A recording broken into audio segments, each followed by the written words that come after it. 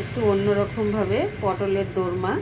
আপনারা এখন তো গরম পড়েছে, পটলের দিন চলে এসছে, আপনারা এইভাবে পটলটাকে বানিয়ে নিতে পারেন। অপূর্ব স্বাদ লাগে।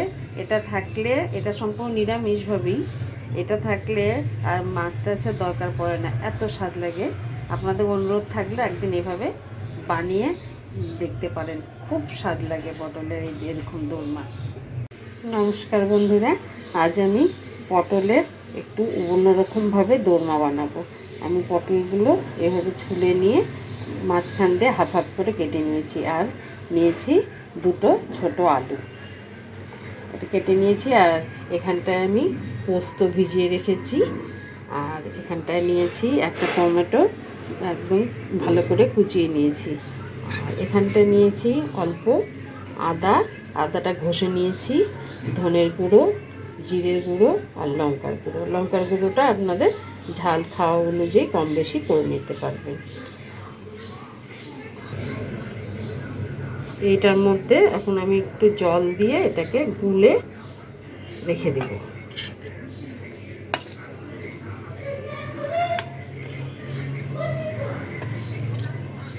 এটাকে গুলে রেখে দিব, তাহলে এই মশলাটা গুলে রাখলে এটা দেওয়ার পরে না খুব সুন্দর একটা টেস্ট হয়।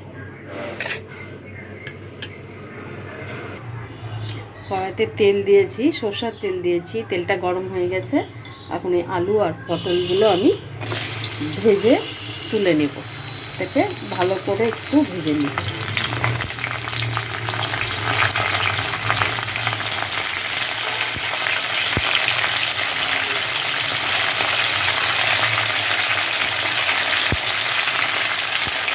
এটার মধ্যে এখন শুধু একটু অল্প লবণ দিয়ে ভাজবো, হলুদ এখন দেবো না, হলুদটা পরে দেবো।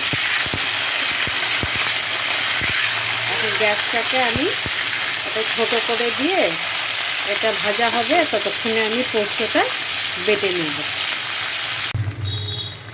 আলু পটলটা আমার ভাজা হয়ে গেছে, একদম ভালো মতো ভাজা হয়ে গেছে আলু পটল। এখন এটাকে আমি তুলে নেব।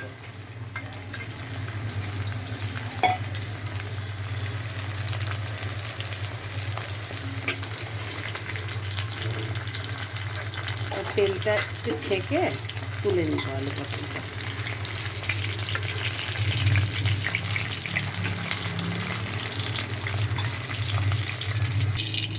আলু পটলটা আমি তুলে নিয়েছি, ওর মধ্যে আর তেল দেইনি, ওই তেলের মধ্যেই আমি দিব শুধু এই দারচিনি এতটুকু, আর দেবো এখানটায় জিরে, সাদা জিরেটা আমার রোস্ট করা আছে, এই জিরেটা দিলাম। রোস্ট করা জিরে না থাকলেও কোনো ব্যাপার না, এমনি জিরেও দেওয়া যেতে পারে। এর মধ্যে এখন আমি যে মশলাটা করে রেখেছিলাম, জল দিয়ে গুলে রেখেছিলাম, এটা দিয়ে দিলাম।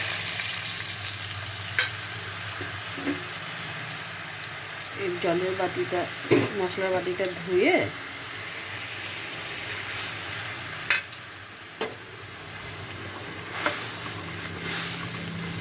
এটাকে এখন একটু কষিয়ে নিতে হবে।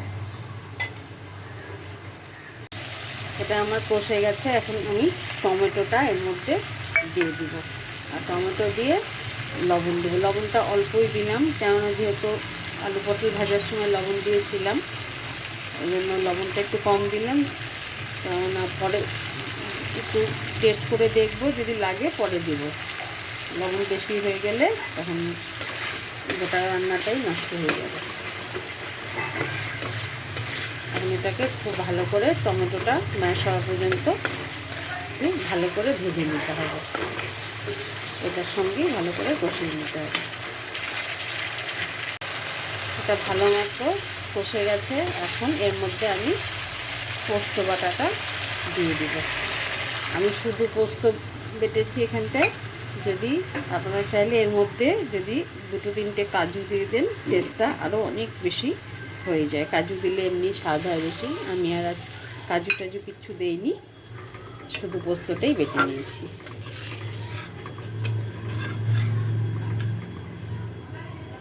এখন এর মধ্যে আমার ভাজা পটল আর আলুটা এখানটায় দিয়ে দিই। দিয়ে এটা একটু মাখা মাখা হবে, একদম ঝোল থাকবে না, এটা মাখা মাখাই হবে। এখন এটাকে ফুটতে দেব। সব মাখা মাখা হয়ে গেলে আমি পরে এটা নামিয়ে নিব। এটা হয়ে গেছে, একদম মাখা মাখা হয়ে গেছে। এখন আমি গ্যাসটা অফ করে দিব আর এটা নামিয়ে নিব।